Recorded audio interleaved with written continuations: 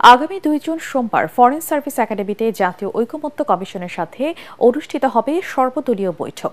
প্রধান উপদেষ্টা জাতীয় ঐকমত্য কমিশনের সভাপতি অধ্যাপক ডক্টর মোহাম্মদ ইউনূস বৈঠকে সভাপতিত্ব করবেন। এই তথ্য নিশ্চিত করেছেন ঐকমত্য কমিশনের সদস্য ডক্টর বদিউল আলম মজুমদার। এরই মধ্যে বৈঠকে অংশ নিতে বিএনপিকে আমন্ত্রণ জানানো হয়েছে বলে জানিয়েছেন দলের স্থায়ী কমিটির সদস্য সালাউদ্দিন আহমেদ।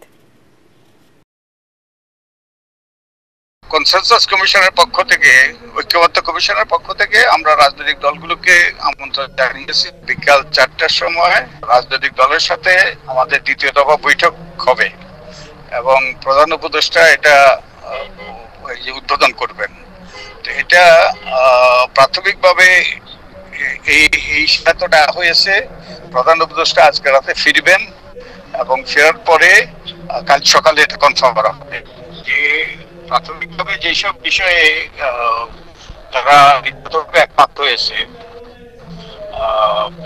এই বিষয়গুলো গভীরে যাওয়া, কোন কোন বিষয়ে সত্যিকার অর্থে একমত হয়েছে। নীতিগত বিষয়ে একমত হলে তো হবে না, এটার বিস্তৃত বিষয়ে যেমন উচ্চকক্ষ একমত হতে পারে, কিন্তু উচ্চকক্ষ নির্বাচন কিভাবে হবে, কারা ওখানে নির্বাচিত হবেন, এইসব বিষয়ে সিদ্ধান্ত নিতে হবে।